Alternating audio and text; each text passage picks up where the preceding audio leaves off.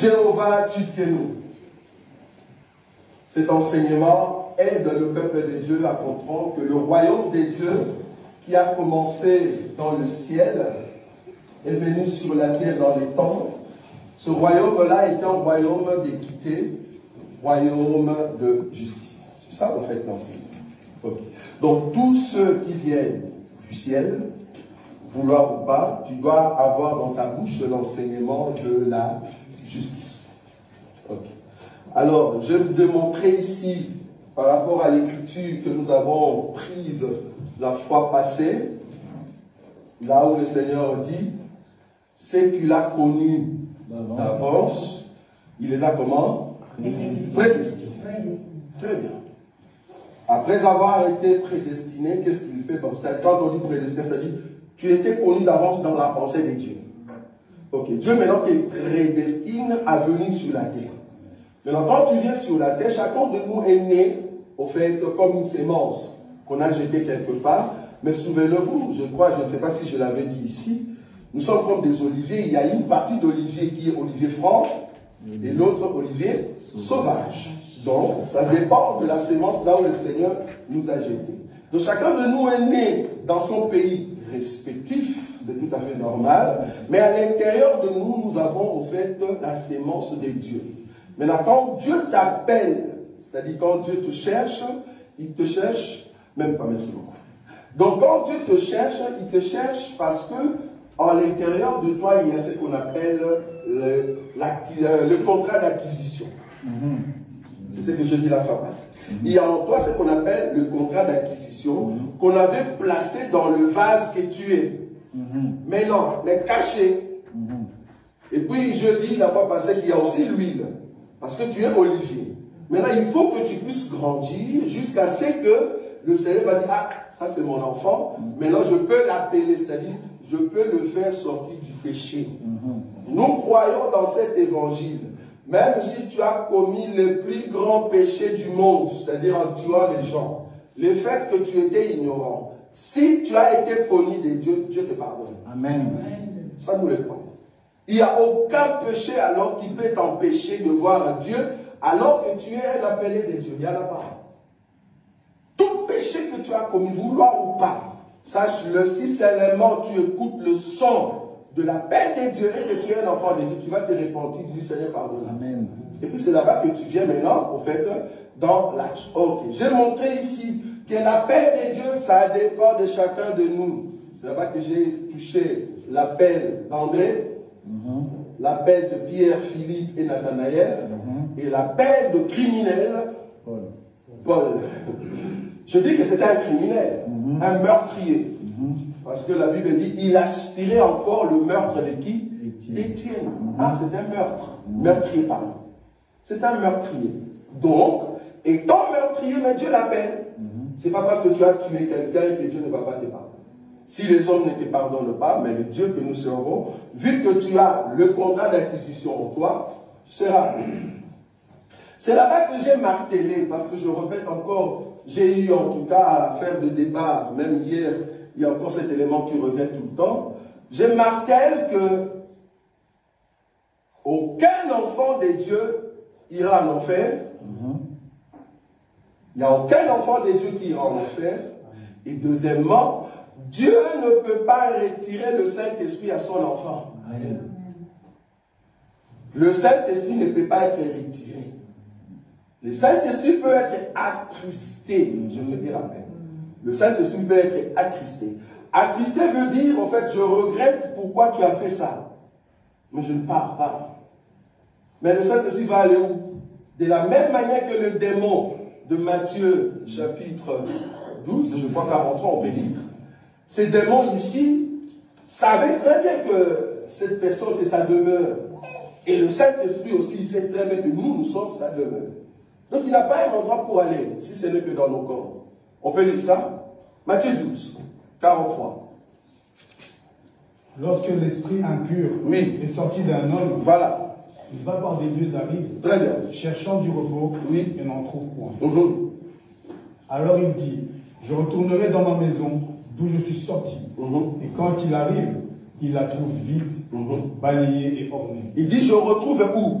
Et je vais retourner dans ma maison. Donc pour lui, c'était sa maison, frère.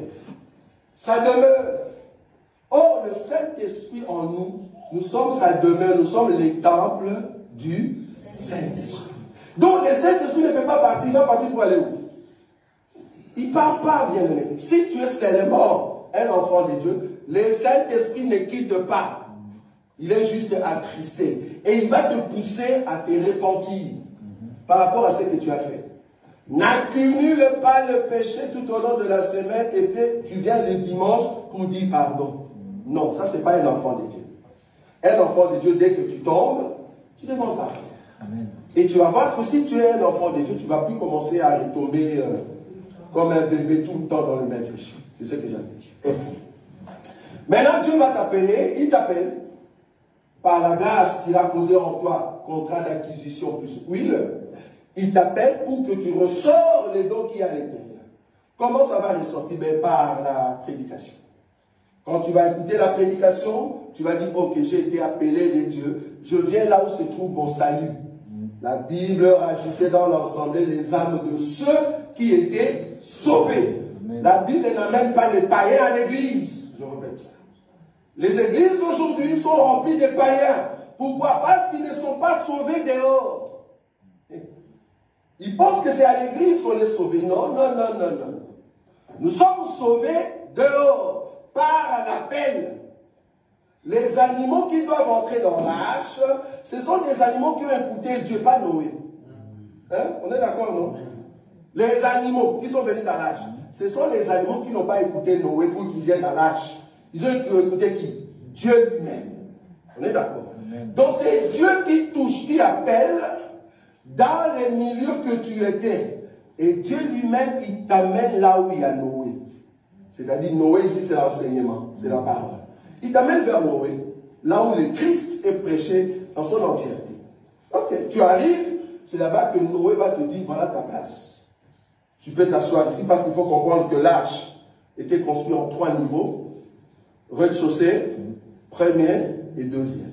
Ça va? Dans le rez-de-chaussée, c'était tout ce qui est le rampeur, c'est-à-dire les animaux qui rampent.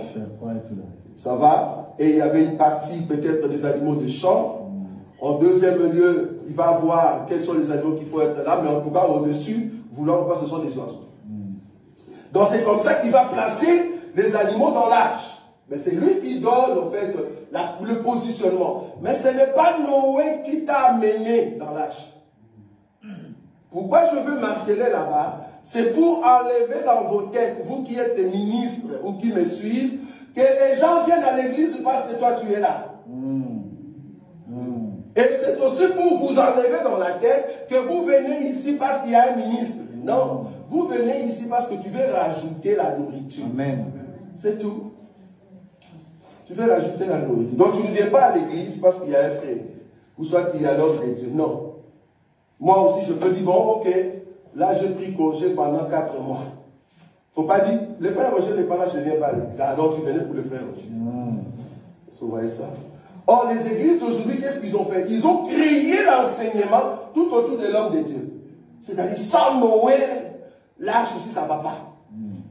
Sans Noé, nous ne pouvons pas rester dans l'arche. Non, tu es venu dans l'arche, pas parce que Noé est là. Tu es venu dans l'arche parce que Dieu t'a attiré et Noé vient comme la deuxième personne qui t'aide à trouver ta place dans l'arche. Très important.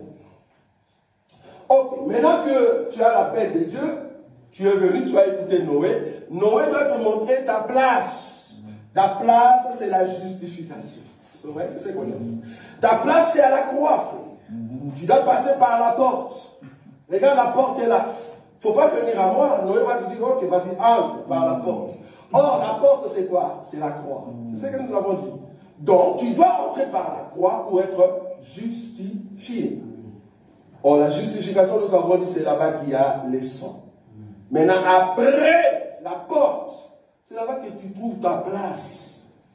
C'est tout à fait comme le tabernacle. Amen. Tu viens du parvis, mais tu passes par la porte pour entrer maintenant dans le lieu saint. Donc ici maintenant, au fait, ces animaux vont trouver leur endroit, mais dans l'arche. Mais ils sont passés par la porte qui est la justification, c'est-à-dire la croix. Tout enfant de Dieu qui n'a pas le sang qui n'a pas la transformation par les sangs, les brisements par les sangs, tu n'es pas encore chrétien. Tu perds ton temps. C'est ce que j'avais dit la fois passée. Okay. Dès que tu trouves ta place, là-bas à l'intérieur, il y a le pain, la nourriture, hein, parce que Noé doit donner la nourriture aux animaux. C'est lui qui prend soin quand même, comme un sacrificateur.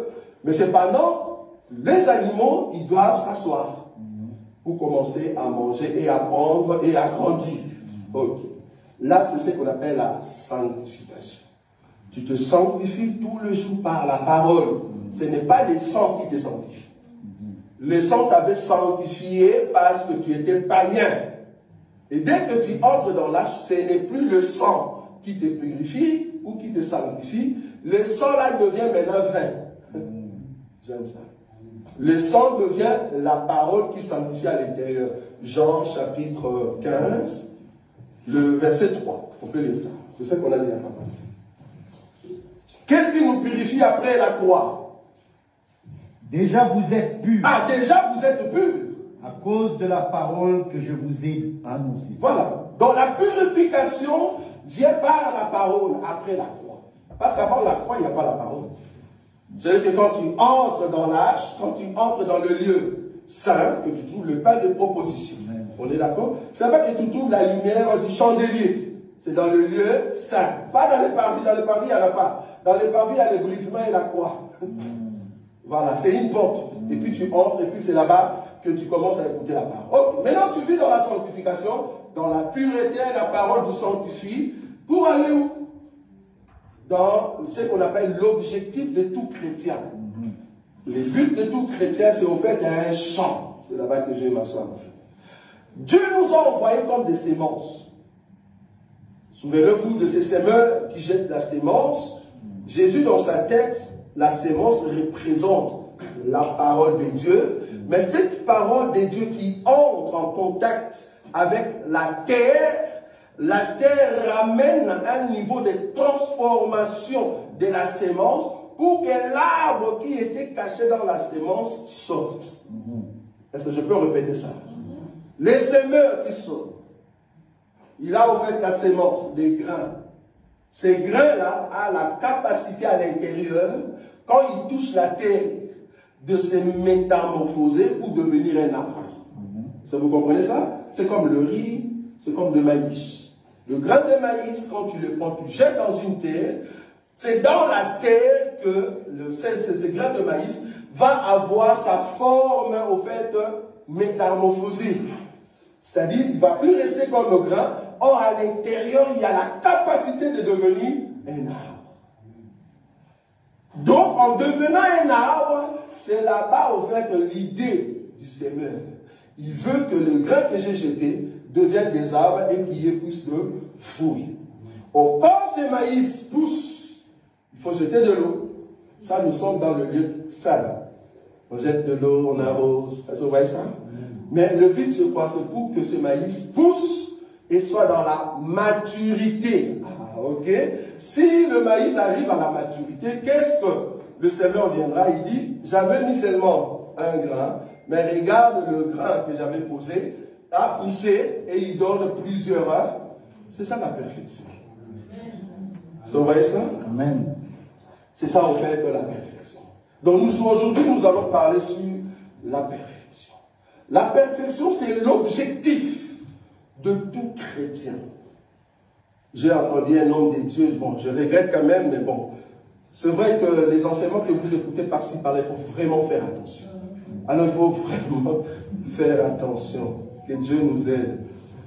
Il y a quelqu'un, je ne sais pas, il est de quel pays, il a chanté quelque chose que je dis, que Dieu nous aide avec nos enfants, Priscilla, Rina, tout ça qui chantent.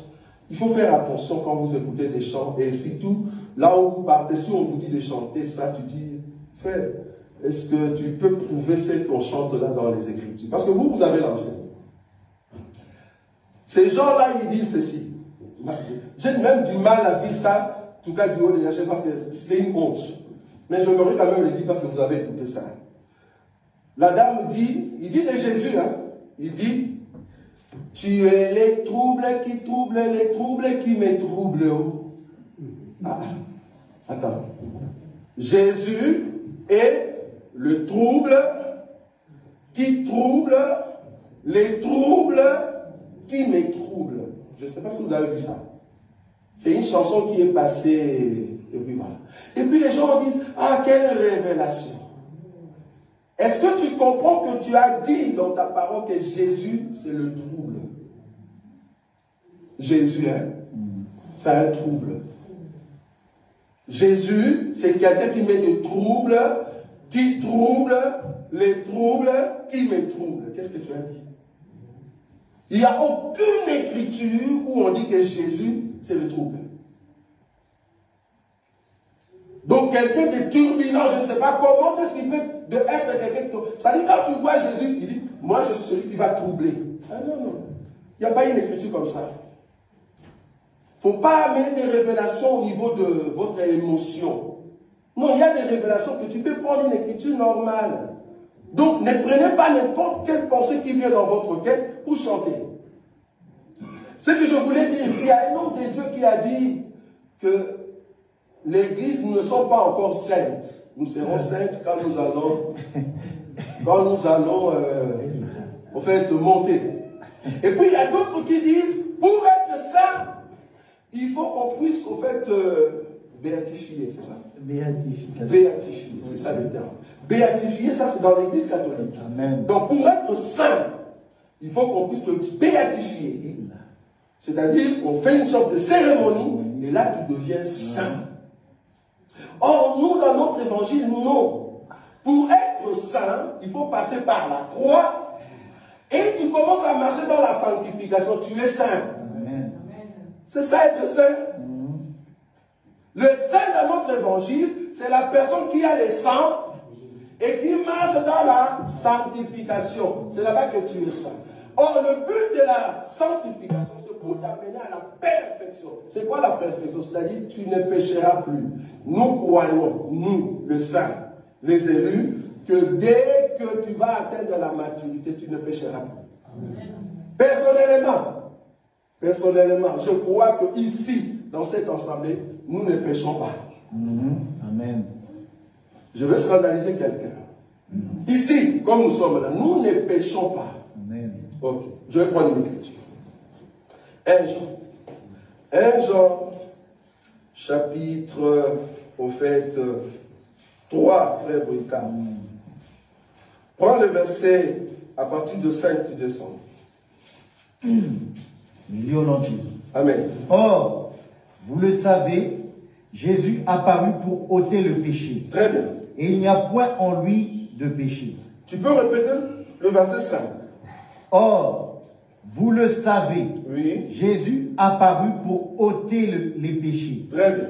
Et il n'y a point en lui de péché. Commence le verset 4, c'est bien.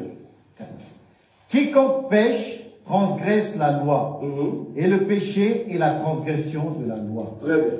Or, vous le savez, Jésus apparut pour ôter le péché, et il n'y a point en lui de péché. Très bien. Quiconque demeure en lui ne pêche point. Quiconque pêche ne l'a pas vu et ne l'a pas connu. Continue. Petit enfant, que personne ne vous séduise. Celui qui pratique la justice est juste, comme lui est juste, comme lui-même est juste. Celui qui pêche est du diable, car le diable pêche dès le commencement. Le Fils de Dieu apparut afin de détruire les œuvres du diable. Très bien. Quiconque est né de Dieu ne pratique pas le péché, parce que la sémence de Dieu demeure en lui. Ah, parce que la sémence de Dieu demeure en lui, c'est pour ça qu'il ne peut pas pratiquer le péché. Regardez la suite. Et il ne peut pécher parce qu'il est né de Dieu. Ok.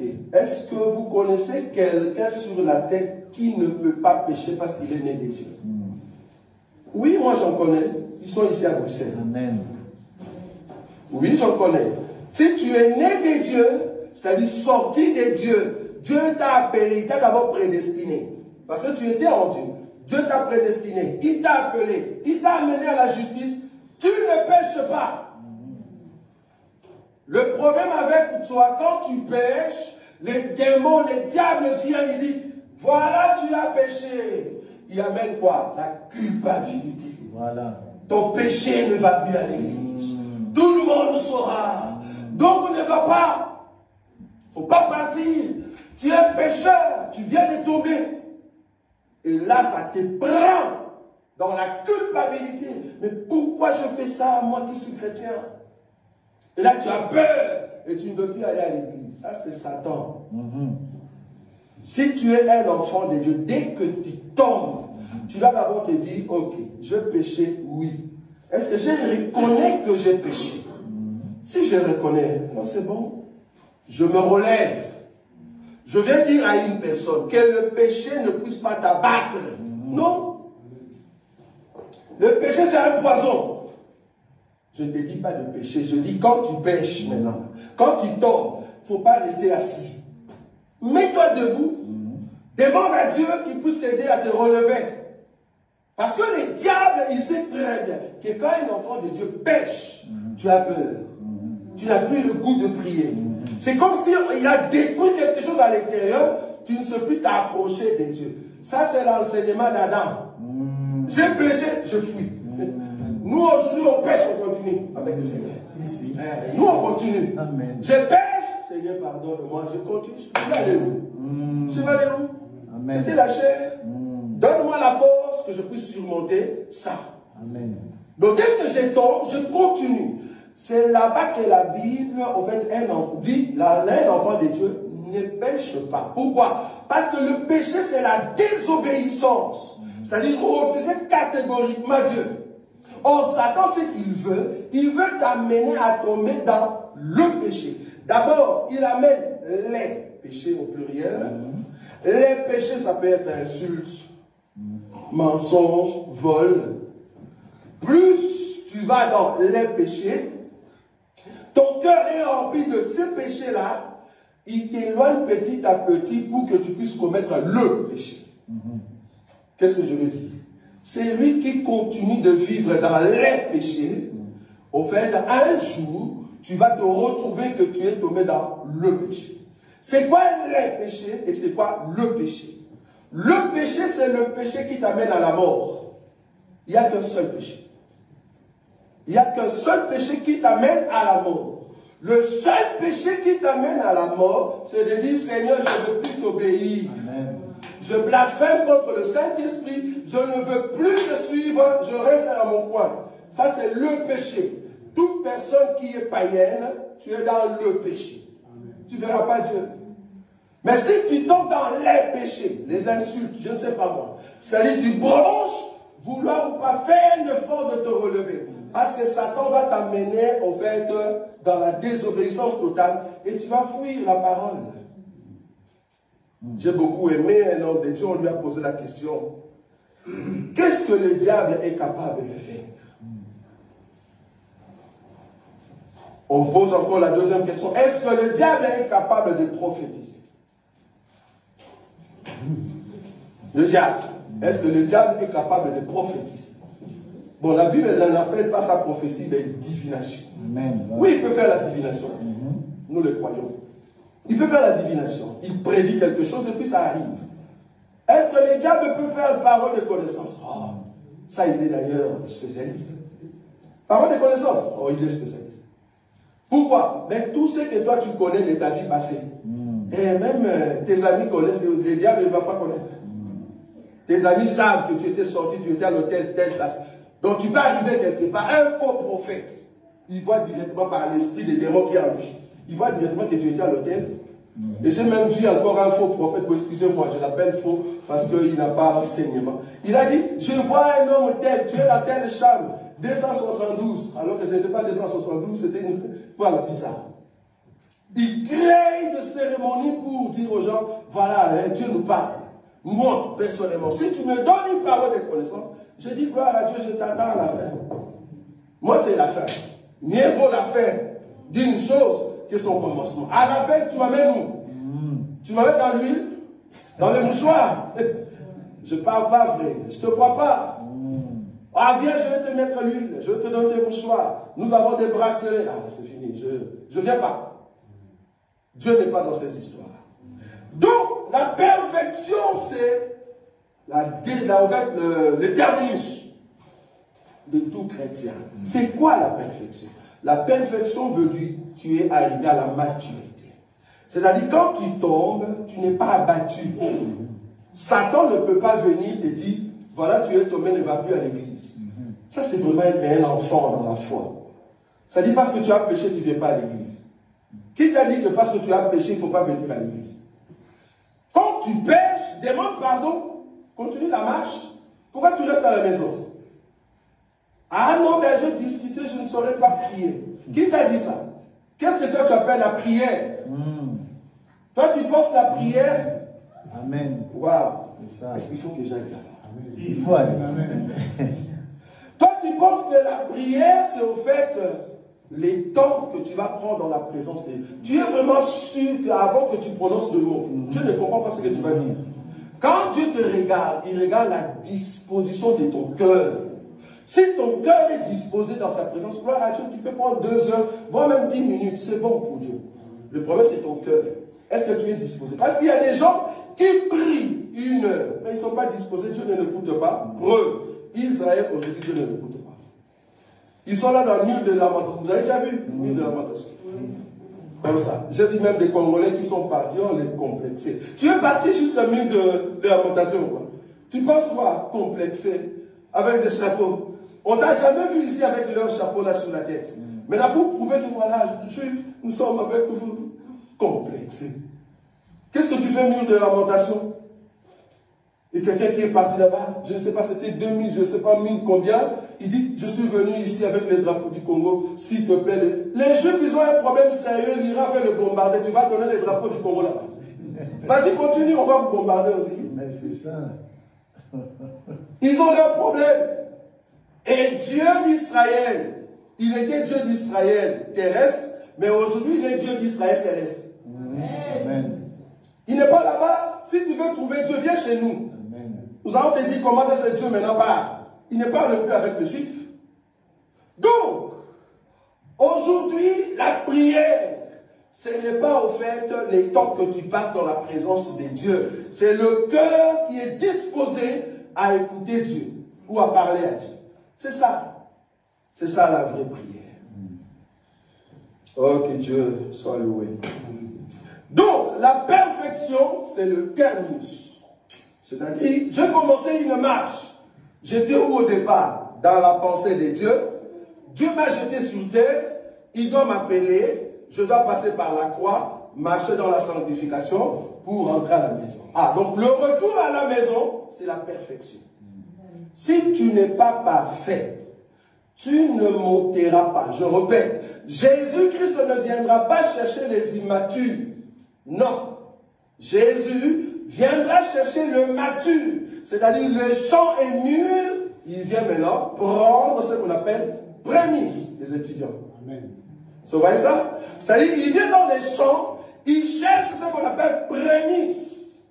Parce que comprenez qu'il a jeté de l'eau pendant 7 ans ou 7 jours, pain sans levain. Vous voyez ça? Parce que tu es passé par la porte qui est la croix, la fête des Pâques. Tu vois ça, non? Ok. Tu passes là-bas, tu entres maintenant dans les champs. Il faut que Dieu t'arrose avec les pains sans levain. Après, comme les champs est nu, qu'est-ce qu'il faut faire? Il faut enlever la première quantité parce qu'on ne peut pas laisser un champ qui est nu persister encore dans les champs. Les animaux, les abeilles, ils viendront, ils vont commencer à manger des fruits qui sont déjà mûrs. Et c'est comme ça que les fruits vont pourrir. Donc Dieu, il sait très bien que le champ, quand ça sera mûr, il va enlever cela et l'amener où? Dans le ciel.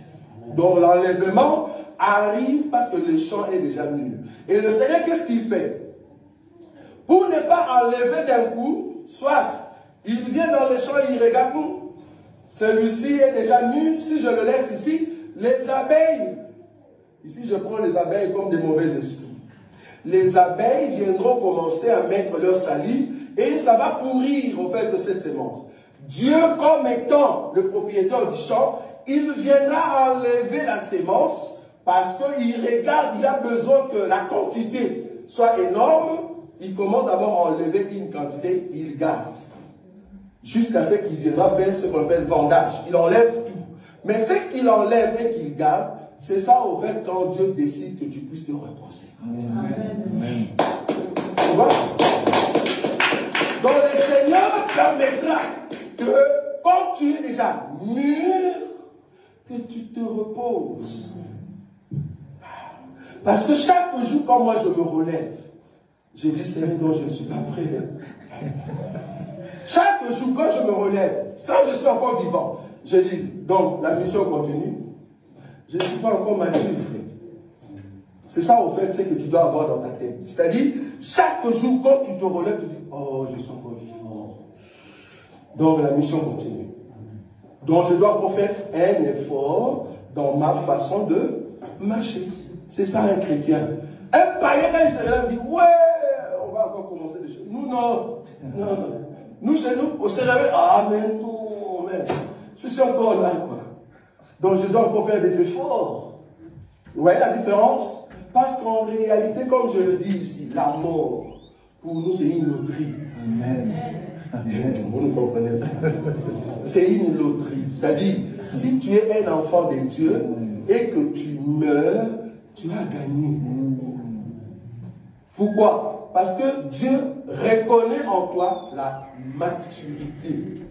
C'est-à-dire, quand tu te reposes là, quand tu vas te réveiller, tu ne mourras plus.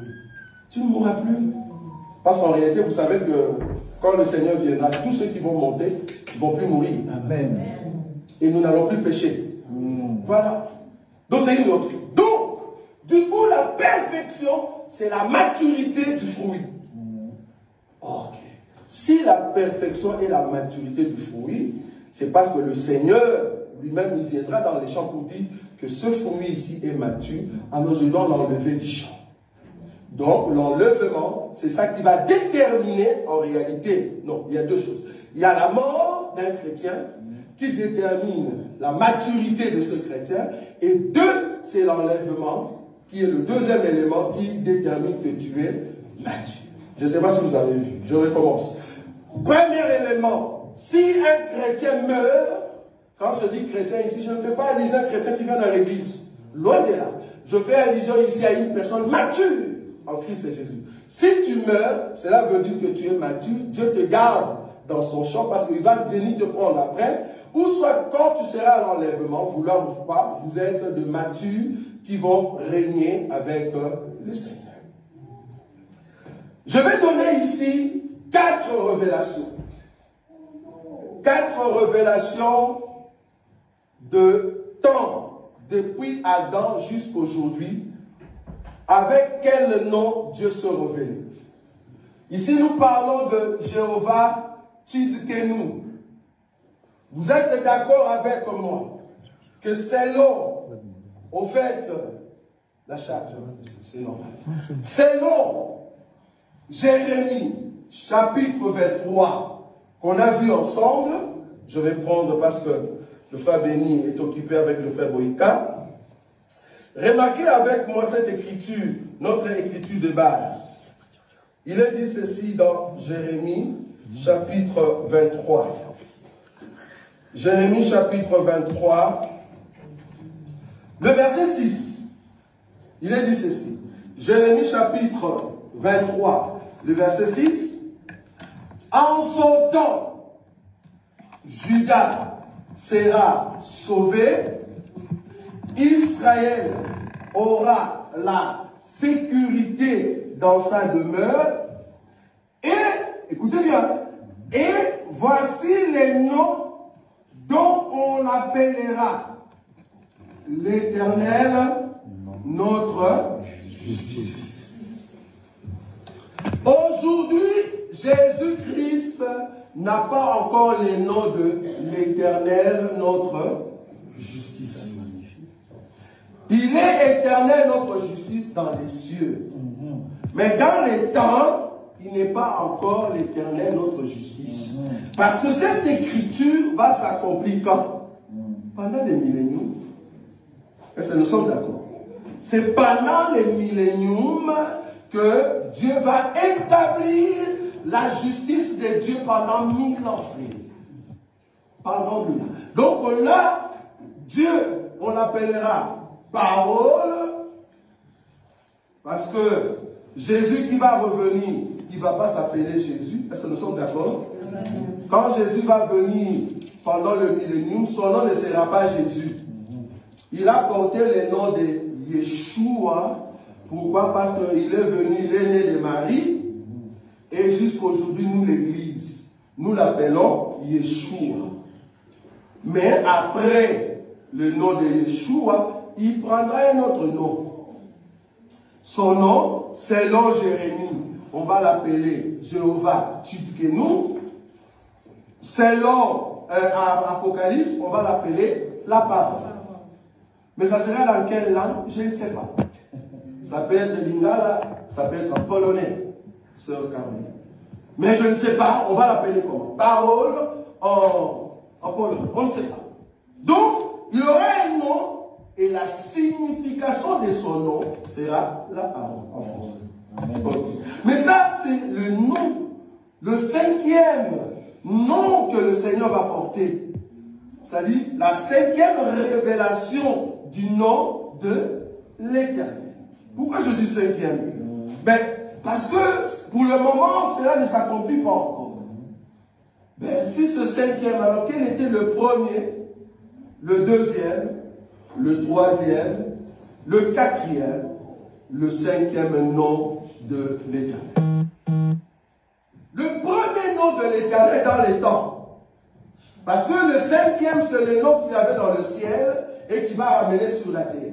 Mais quel est maintenant le nom de l'Éternel dans les temps? Le premier nom. Le premier nom que Dieu a porté dans les temps. Je prends une écriture. Je vais prendre une écriture. Je suis dans Genèse. Genèse, chapitre 14, je crois. Genèse, chapitre 14, frère béni. Commence à partir du verset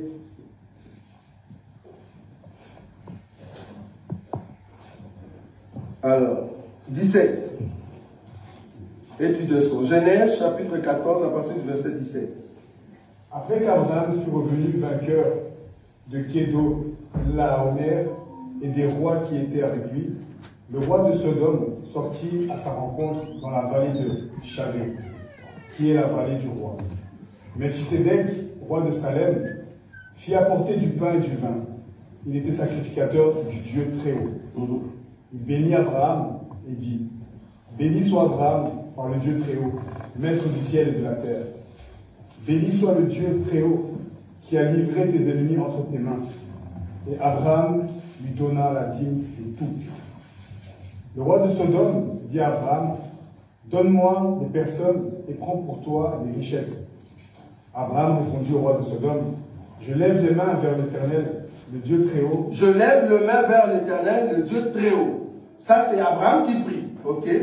Maître du ciel et de la terre. Oui. Je ne prendrai rien de tout ce qui est à toi, pas même un fil, ni un cordon de soulier, afin que tu ne dises pas: J'ai enrichi Abraham, rien pour moi.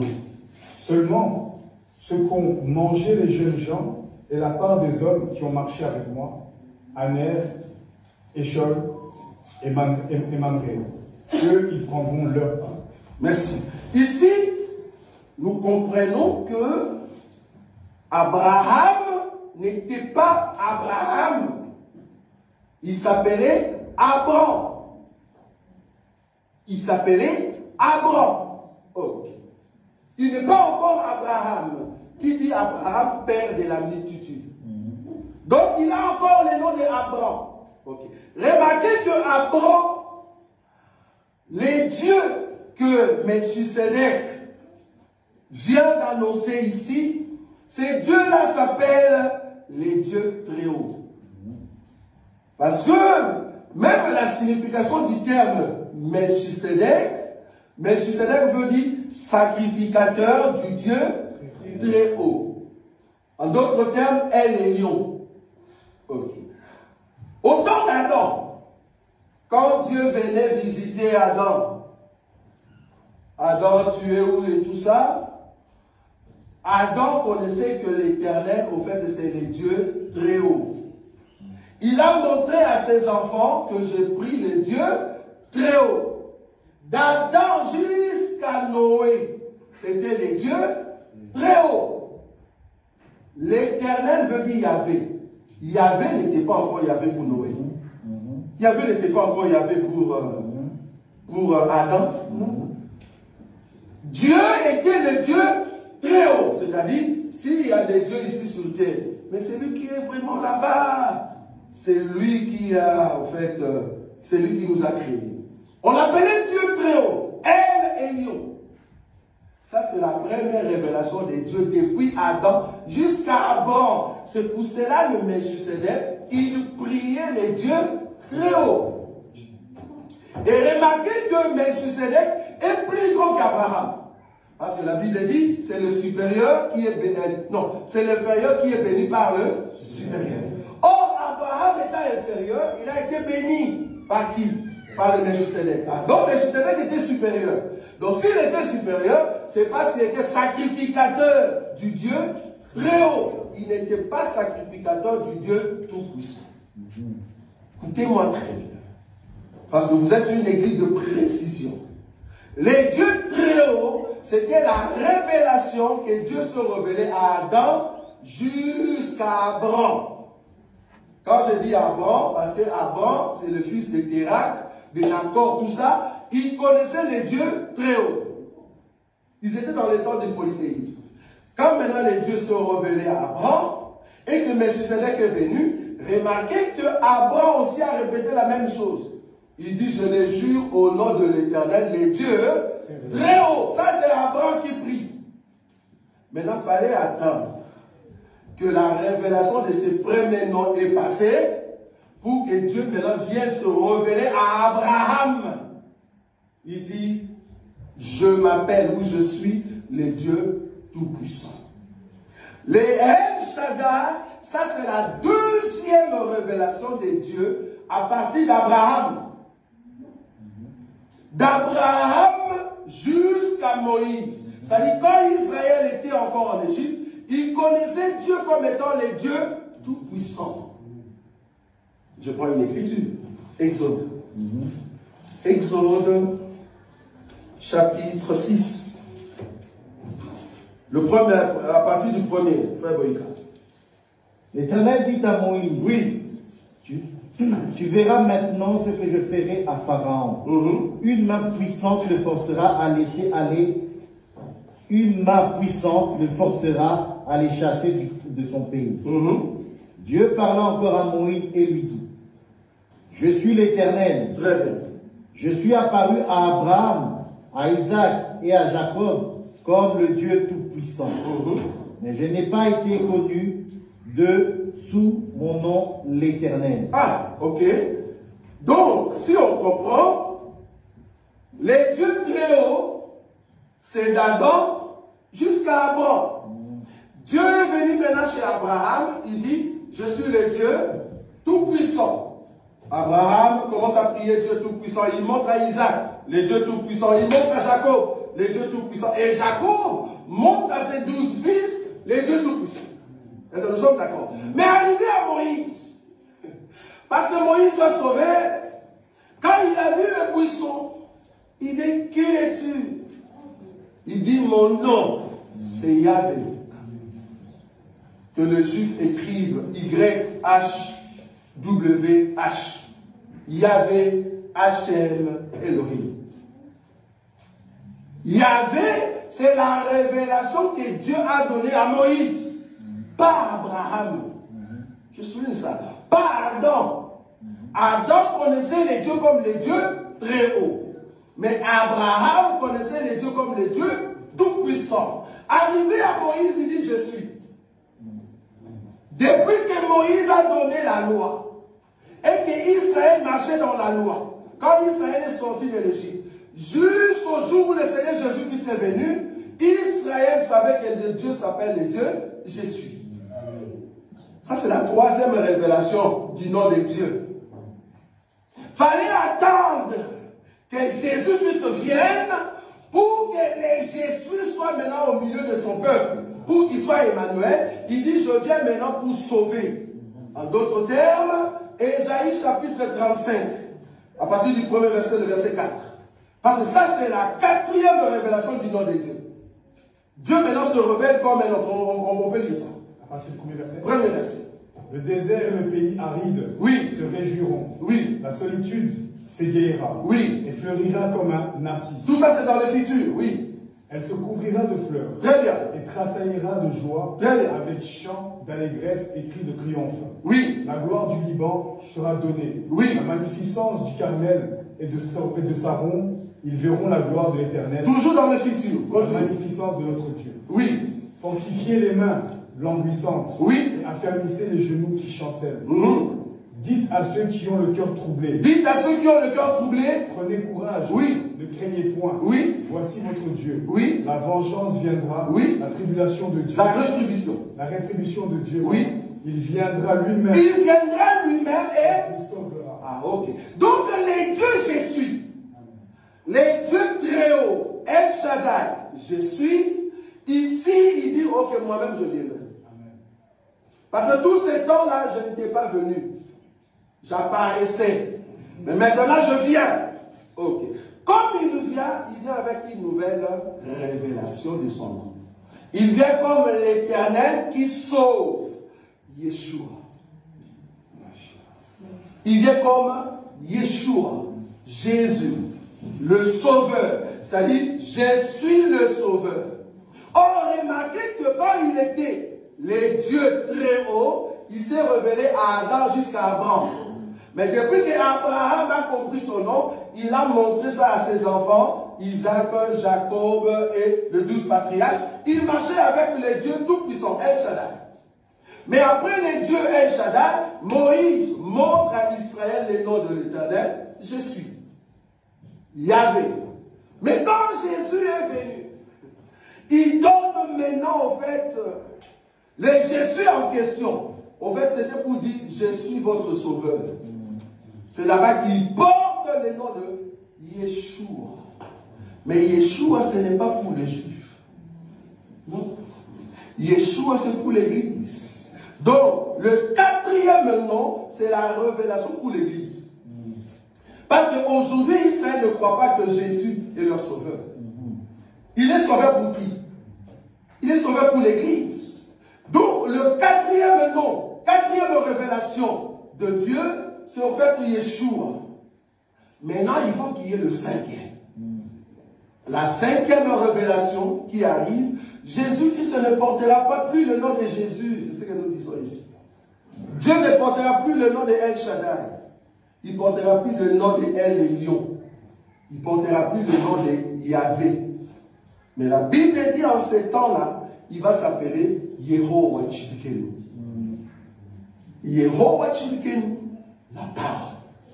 Donc là, il vient avec la cinquième révélation de son nom. Pour que le peuple sache que c'est lui qui est le Dieu de la justice. Or, nous avons lu au début de notre enseignement que la justice de Dieu, c'est en fait la base de son trône. Donc Dieu est assis sur la justice et l'équité. Donc le royaume éternel qui entre dans les temps va terminer par le royaume de la terre. Je ne sais pas si vous avez vu ça.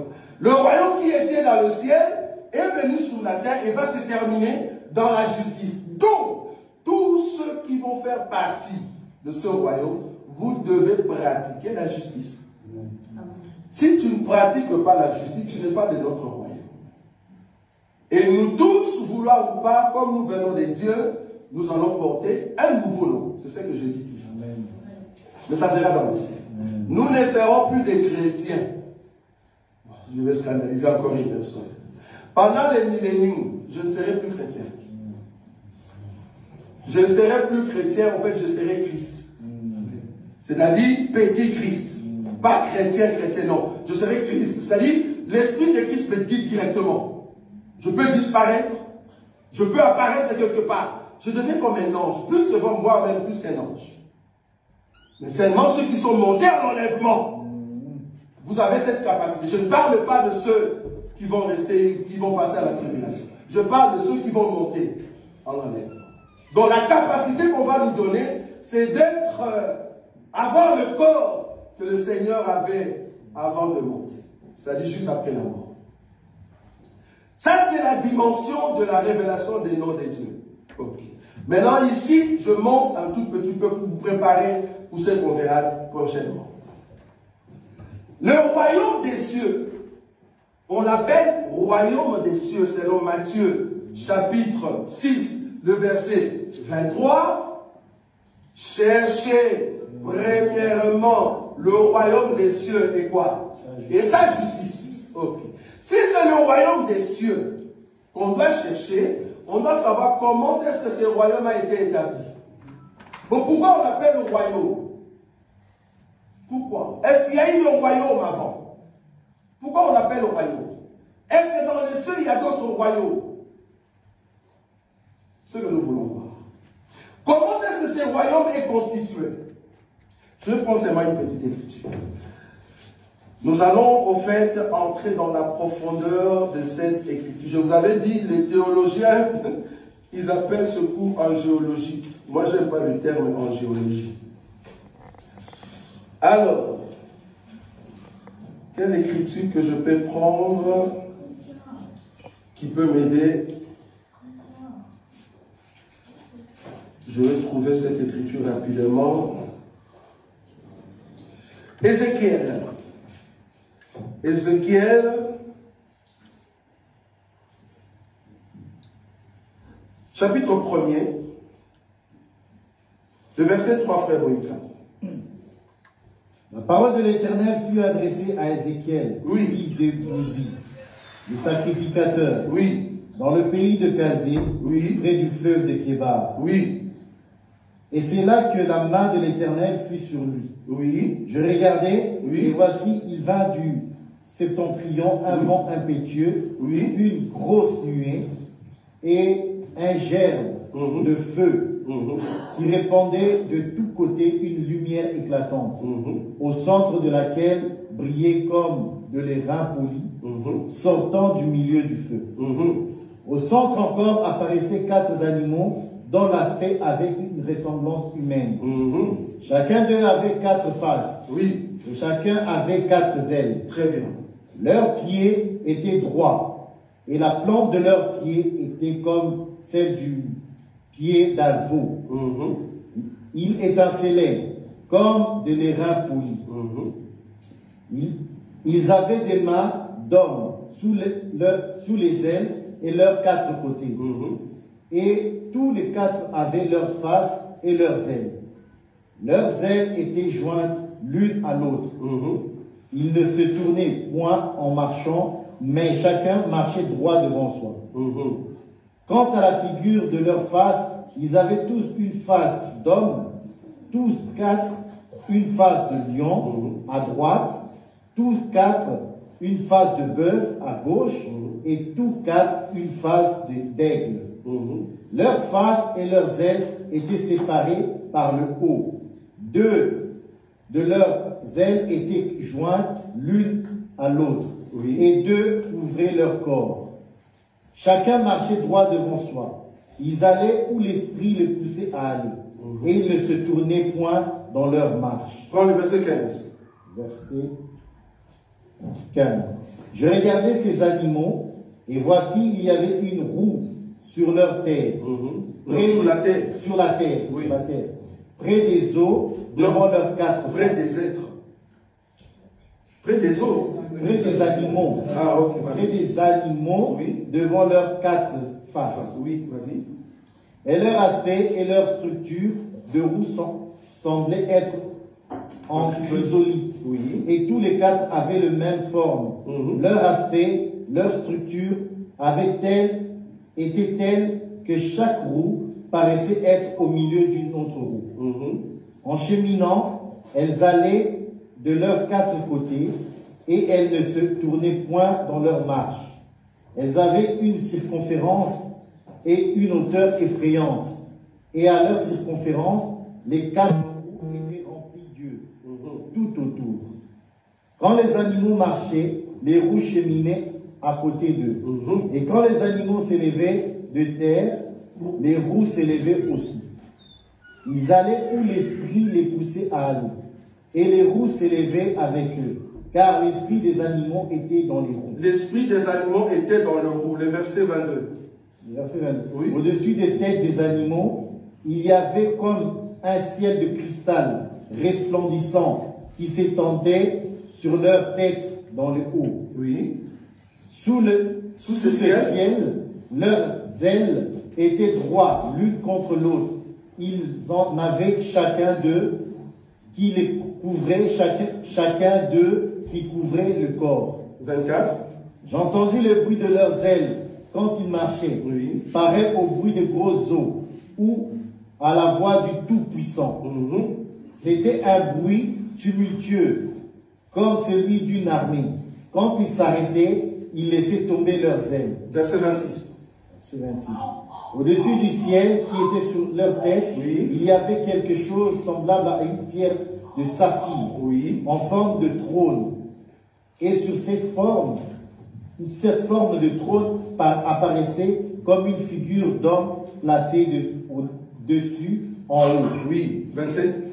Je vis encore comme de l'airain poli, comme du feu au-dedans duquel était cet homme et qui rayonnait tout autour, Oui. depuis la forme de ses reins Oui. jusqu'en haut. Oui. Depuis la forme de ses reins jusqu'en bas, je vis comme du feu Oui. et comme une lumière éclatante dont il était environné. 28. Tel l'aspect d'un arc de l'arc Oui. qui est dans la nuit, Oui. en jour de pluie. Oui. Ainsi était l'aspect de cette lumière éclatante qui l'entourait. C'était une image de la gloire de l'Éternel. À cette vue, je tombais sur ma face et j'entendis la voix de quelqu'un qui parlait. Merci. Ici, en fait, c'est que nous voulons entrer prochainement.